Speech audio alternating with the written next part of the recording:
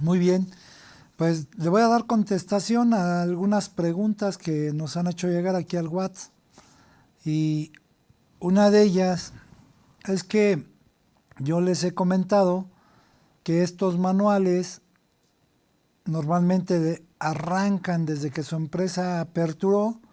Desgraciadamente la falta administrativa o no le vieron la necesidad como hasta ahorita lo están viendo. Pues bueno, lo más correcto que yo les comentaba, viendo una revisión de Secretaría del Trabajo, recuerden que la Secretaría del Trabajo nos revisa por un año. Si no tengo nada, lo más correcto es que me vaya al año anterior. Entonces, una condición es que pueden poner 2020 sus manuales, pero si quieren tener un poquito más de seguridad porque ya por ahí sienten que empiezan a revisarles, váyanse y pongan manual versión 2019 y después una versión nueva 2020 y debió haber tenido algún cambio de una u otra situación. ¿Sí? Es lo más seguro. Lo mismo, si usted es de un despacho, pues debemos de tener igual este de primeros auxilios, el de piso, el de normas de salud, el normas psicosociales, prevención de lavado de dinero. Si su empresa manda todos los mantenimientos afuera, bueno, pues ya no hay un manual, sino hay un contrato que amarre, pero sí les deben de entregar un proceso del mantenimiento que hacen. ¿Sale? También, por lógica, si usted es de una farmacia, pues igual en la farmacia debemos de tener los primeros auxilios. Si usted es de un hospital, igual lo debe de tener, pues se entiende que tienen paramédicos, tienen enfermeros o enfermeras y deben de tener todas esas nociones. Si hablan de laboratorios clínicos, igual lo deben de tener.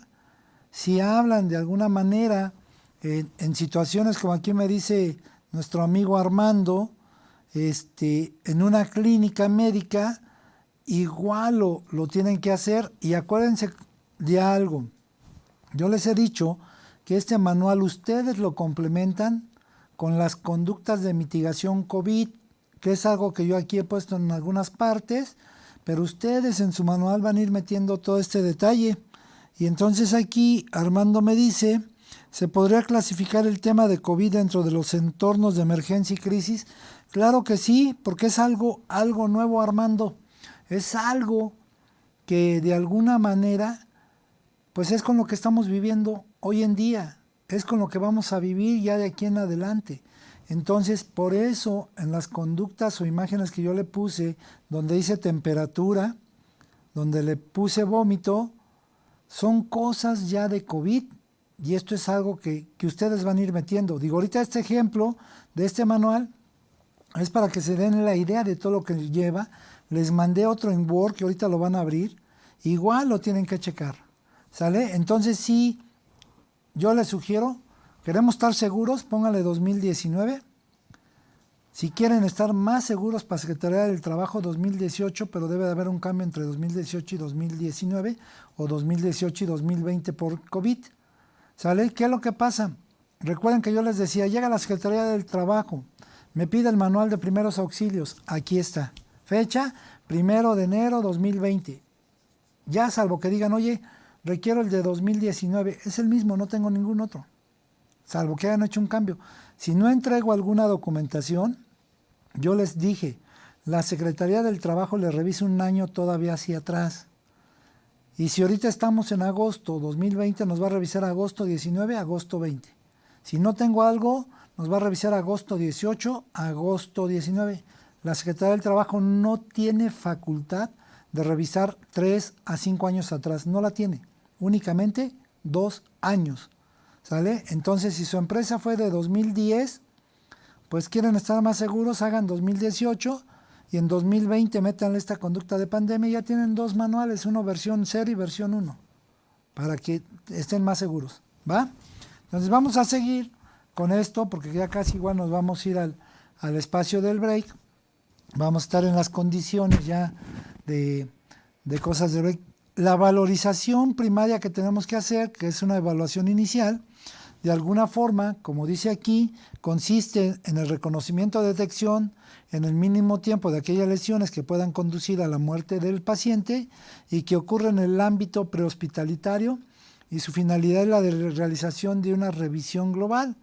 En ese ínter, pues yo debo de ser rápido, eficiente, de alguna manera comenzar de inmediato la reanimación si es que el problema es algo grave, y el traslado a un centro médico o de alguna manera sanitario. En la evaluación primaria es importante determinar qué ocurrió con la persona, es decir, si se desmayó, está convulsionado o cualquier evento de emergencia. Y debo de reconocer un lenguaje que usan los médicos que se llama ADIVI, ¿sale?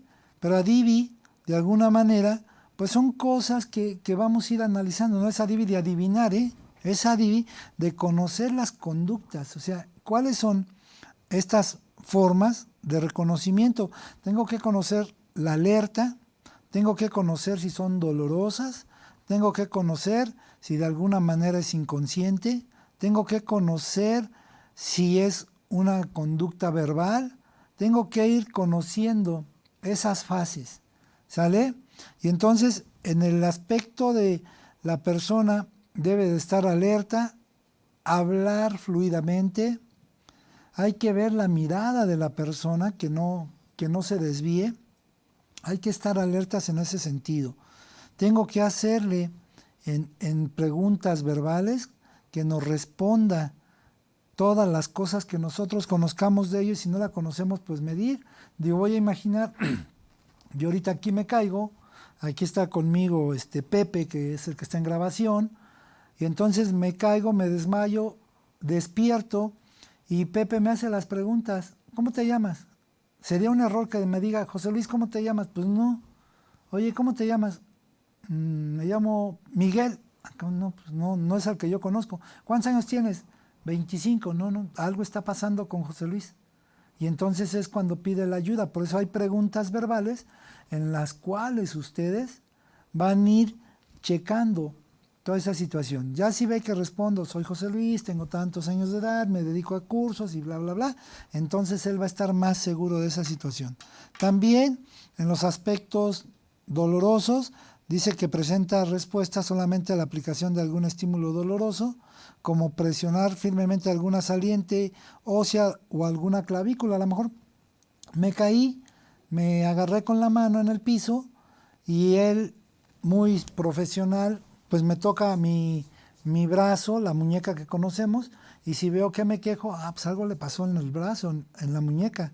Entonces llamamos al médico. Si ve que yo me agarré con la muñeca cuando caí y no me duele, entonces quiere decir que estoy bien, ¿sale? También puede ser que no presente algún problema y de alguna manera, pues ahora sí que aplicamos las conductas, como decimos, del método ABC, que son preguntas concretas que ve que no hay síntomas de alguna situación.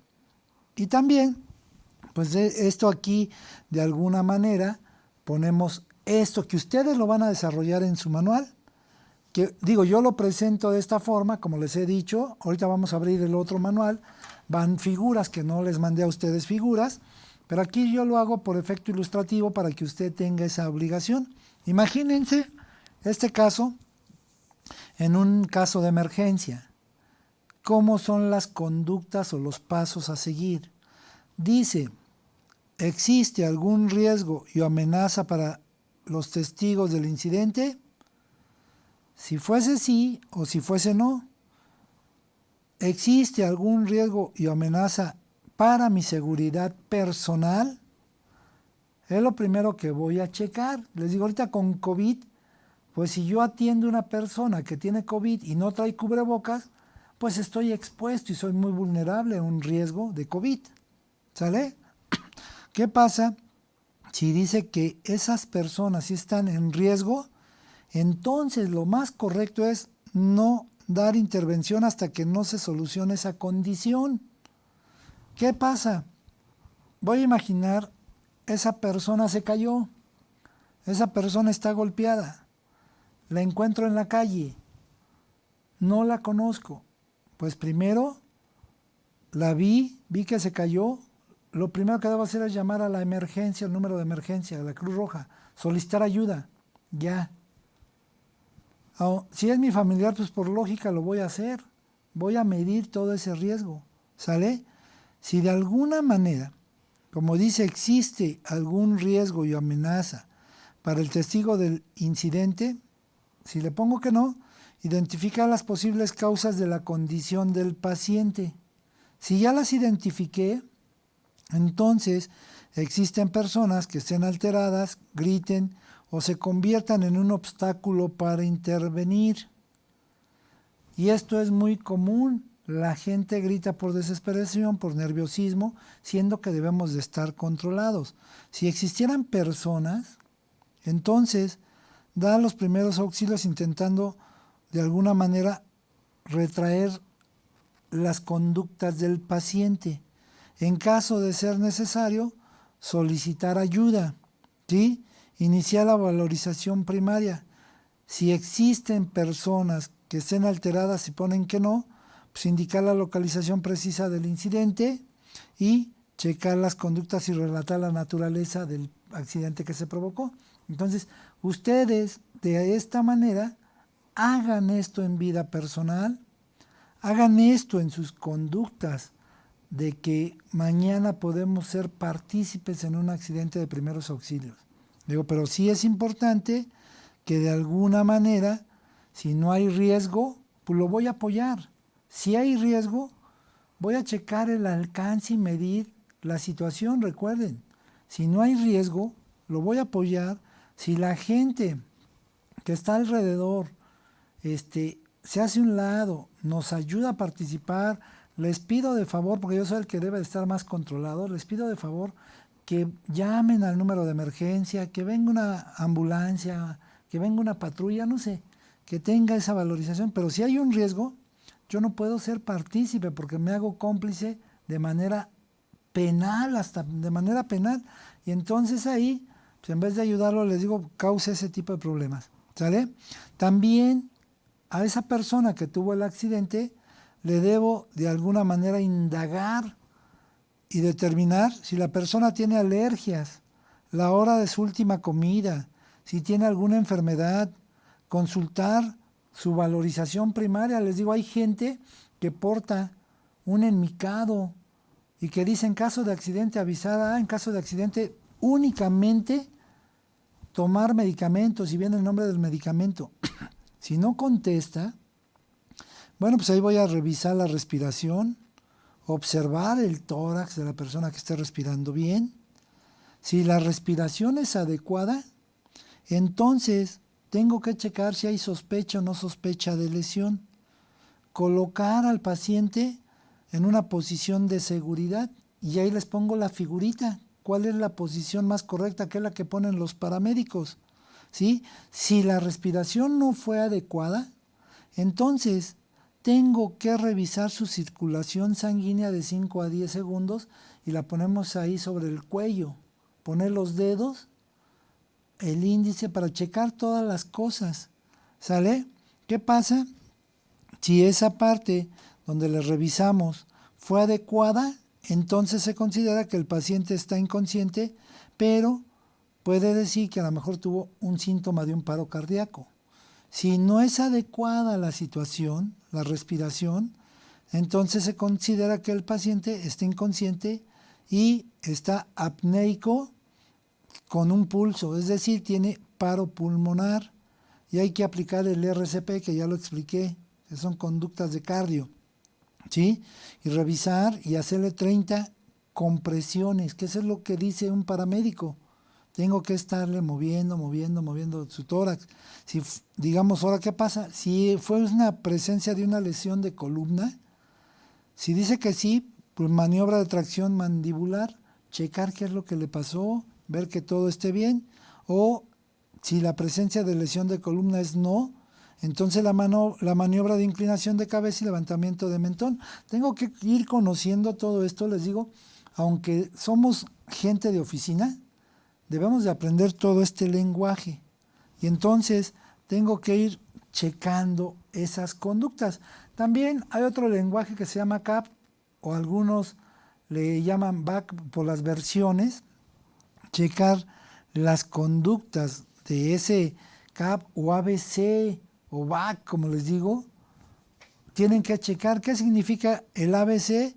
Significa de alguna manera la necesidad de respiratorias, la circulación, digamos que broncopulmonar, y eso significa ABC, nada más que en inglés. Acuérdense que muchas conductas vienen, todas casi de conducta inglés, por eso se ponen CAP, pero es ABC en México, y debemos de analizar los componentes de seguridad. Y entonces, ¿qué pasa? Tengo que checar, como dice ahí en su tablita, todo lo que está arriba de encabezado: componente, adolescente, adultos, niños y los que están lactando, ¿sí? Si yo de alguna manera tengo que checar en seguridad de que el entorno sea seguro para que no provoque algún problema respiratorio, que haya espacio para que pueda la persona respirar. Si es un reconocimiento del paro cardíaco, comprobar si el paciente responde, el paciente no respira o solo jadea o tiene de alguna manera bronquio, es decir, no respira normalmente, tiene problemas de respiración. Tengo que revisar esas conductas, o tal vez no detecte un pulso palpable en un plazo de 10 segundos. Por eso es importante que ustedes le tomen las conductas de los niveles de respiración, las conductas cuando dicen vamos a medir la presión y le están tomando la muñeca o antebrazo o el cuello, y checar esas conductas de que por más de 10 segundos tenga respiración constante o el movimiento sanguíneo. En la actividad del sistema de respuesta de emergencia, cuando son adultos, dice: si está usted solo y sin teléfono móvil, deje la víctima para activar el sistema de respuesta de emergencias y obtener el DEA antes de comenzar el RCP. O sea, checar las conductas. Si no, mande a alguien en algún lugar para checarlo. O sea, esto, digo, suena ahorita medio gracioso para muchos, pero en la realidad cuando lo vemos, nuestro actuar es diferente. Entonces, yo les decía, hoy, pues los teléfonos traen números de emergencia ya cargados de manera automática, traen igual conducta, y si no lo trajera, bueno, pues usted en su teléfono siempre hay que traer un número de emergencia y checar su ubicación para que sepamos dónde estamos. Si son niños o son niños que están lactando en ese inter, tenemos que checar la conducta. Dice: colapso presenciado por alguna persona, siga los pasos para el adulto, pero de alguna manera checar que esa conducta se encuentre más rápido. Un niño respira mucho más rápido, su sistema de cardio es mucho más rápido que nosotros ya los adultos. Realizar todas las conductas de alguna manera por un RCP de los cardiopulmonares por 2 minutos, checar las conductas que tengan en ese menor, también ver a la persona, como decimos, reanimarla, checar las conductas de 2 movimientos durante 30 segundos o de 30 segundos a 2 minutos para que conozcamos cuáles son las conductas. Si son menores de edad, 15 segundos a 2 minutos, por eso encuentran ustedes ese lenguaje. El 32.2 significa 30 presiones radiopulmonares en 2 minutos o 15 movimientos del brazo recto. Acuérdense que se pone el brazo recto durante 2 minutos. Son los reanimadores, ¿sí? Si la relación de comprensión, ventilación con dispositivo avanzado, de alguna manera igual nos dice compresiones continuas en una frecuencia de 100 a 120 condiciones de CPM, condiciones por minuto, proporcionar la ventilación, saber que esa persona tiene espacio para poder respirar. Y entonces ustedes en su manual van a ir indicando esas conductas para que vayan conociendo. Digo, ojalá que todo esto ustedes lo desarrollen de otra manera y lo pongan de alguna manera, lo pongan con conductas para que ustedes vayan aprendiendo esta situación. Y también debemos de tener nociones de los signos vitales, todo lo que hay que cuidar cuando alguien pues necesita la ayuda de toda esta situación. Dentro de esto nos pide revisar 4 puntos, como es el pulso, la temperatura corporal, la frecuencia respiratoria y la presión arterial. Entonces, ¿qué nos dice y cómo debemos de aprender a tomar el pulso? Lo cual ustedes, pues hoy en día, al checar la parte de temperatura corporal, recuerden que en nuestro manual debemos de incluir las condiciones de lo que es mitigación COVID, ¿sale? Incluir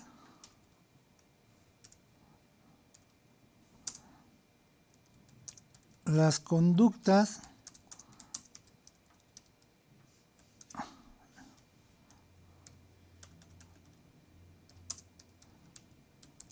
de mitigación COVID para cuidar esta situación. Ustedes ya pues entiende que el aprender a tomar el pulso, la imagen nos explica cómo lo debemos de hacer, en la cual el procedimiento dice apoyar los dedos índices y mayor sobre el punto determinado, presionando suavemente para que se sienta el pulso. Para determinar que el pulso es normal es necesario contar con un número de latidos por minuto. Y entonces esos latidos, cuando nosotros desconocemos completamente toda esta situación, aquí al momento de desarrollar el manual, pues lo vamos a hacer nada más como prueba. Ya si en su empresa existe un paramédico, un doctor, un médico, lo que quieran, o una enfermera, bueno, pues entonces ellos ya tienen ese estudio muy profesional en el cual ellos ya desarrollarán, pero si nos toca un día hacerlo, las pulsaciones nos marca de 60 a 120 pulsaciones en un adulto o de 70 a 110 por minuto en niños. Entonces, ¿qué es lo que pasa? Que los que son adultos de 60 a 120 pulsaciones por minuto son lo que debemos de sentir con los índices del dedo, de los dedos, para que veamos que está correctamente.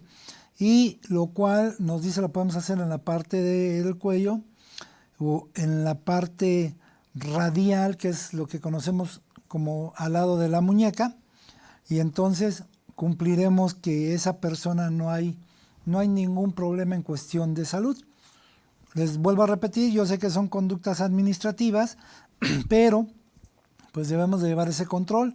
Esta tabla pues viene en referencia a la Organización Mundial para la Conducta de Primeros Auxilios, en el cual nos da parámetros de los latidos que se deben de tener por minuto en las frecuencias cardiovasculares o las temperaturas que de alguna manera se va teniendo con la gente. Digo, ya son tablas estandarizadas a nivel mundial. Por eso mencionábamos que ahorita toda la gente adulta, en promedio, cuando visitamos algún centro comercial y nos toman la temperatura, pues nos dicen tienes 36, 36.5, 37, quiere decir que estamos en el rango corporal aceptable. Entonces, esa manera pues la vamos a ir cuidando en cuestión de temperatura. También en los pulsos por minuto, pues les digo, hay que checar de 60 a 100, 120, que es el promedio estándar. Respiraciones por minuto, igual cuántas hacemos, o la parte de sistólica o diastólica, que son cosas un poquito ya más especiales de una gente que ya conoce mucho el tema, como un paramédico, como una enfermera, un enfermero, y entonces tenemos que cuidar esas condiciones. Recuerden que pues hoy en esos puntos corporales debemos de comprar el aparato para medir temperatura. Hay aparatos digitales, que es el más común, que lo usa la gente de cualquier tienda, cualquier negocio al momento de entrar.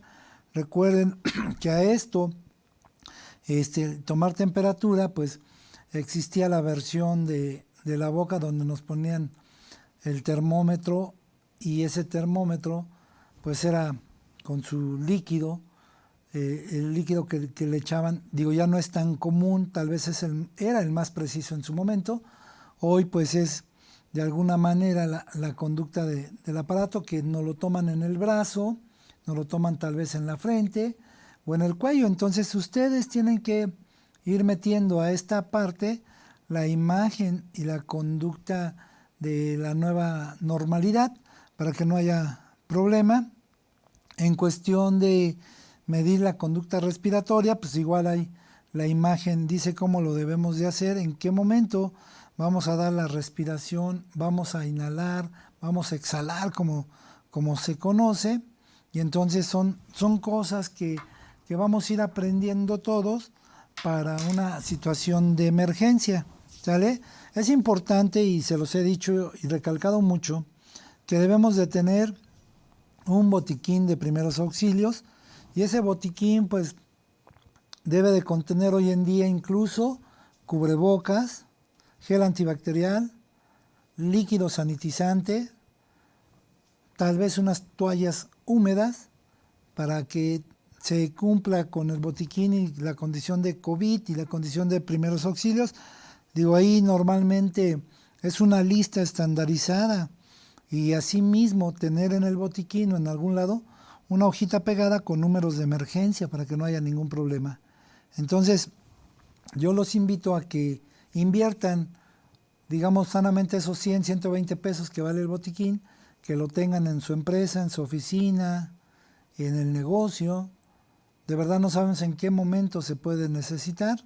Así como ahorita nos obligan y debemos de entender que esta nueva normalidad es una realidad y es algo obligatorio tener gel antibacterial. Se supone que la conducta de un protocolo es tener cubrebocas para la gente que no lleve, nosotros proporcionarlo al cubrebocas que ustedes deseen, al precio que ustedes lo consigan, pero son reglas de protocolización, y entonces todo esto que veíamos, bueno, pues aquí finalmente ustedes lo tienen que ir entendiendo en esas circunstancias, ¿sale? Deben de conocer igual cómo se pone una gasa, cómo se pone algodón, cómo se pone una venda, tener en algunos casos agua oxigenada, jabón, unas tablillas por si alguien se lastima un dedo, tela adhesiva, micropor como se conoce. Entonces, toda esta parte que conlleva tener el botiquín, pues lo debemos de tener siempre, siempre, siempre en el negocio, y saber igual y revisar. Digo, hay gente que le mete pastillas por síntomas de estomacales o diarrea, hay gente que igual mete conductas hablando de lo que es el sexo femenino, pues toallas femeninas, y entonces tiene un botiquín completo. Pide también pastillas potabilizadoras, que esta pastilla, bueno, pues hoy en día es parte de un gel antibacterial, un gel sanitizante. Tener curitas igual para checar alguna cortadura o algo por el estilo. Hay gente que igual llega a poner guantes de látex. Ustedes saben que quien vende productos o despacha con la mano, lo más correcto es que hoy en día traiga guantes de látex o guantes, digamos, médicos, de esos más transparentes. Y entonces toda esa conducta que nos lleva es importante que la manejen ustedes. Lo mismo antisépticos, que eso es pues de alguna manera checar las conductas que ese antiséptico, una cortadura, un golpecito, les va a ayudar a limpiar. Vendas, que son de las más usuales, y les digo, y la tela. Entonces, si su botiquín contempla todo esto, pues estamos cumpliendo con la regla. Acuérdense que ustedes van a diseñar su manual, y en ese manual van a incluir la evidencia fotográfica de que está ahí su botiquín. Digo, hay gente que compra botiquines que los pegan a la pared, y normalmente ahí pues lo van llenando, ¿no? Cada que agarran un curita, pues le ponen otros curitas, el gel antibacterial, el alcohol y todo ese tipo de cosas. También debemos de aprender igual a checar y cómo conducir y cómo corregir o apoyar a una persona con alergia. Ahí igual pongo unas imágenes de acuerdo a la Organización Mundial de la Salud. Dice que la alergia es una reacción exagerada de un organismo a tomar contacto con sustancias que provienen del exterior. Y entonces, en esas alergias, bueno, pues ¿qué debemos de cuidar?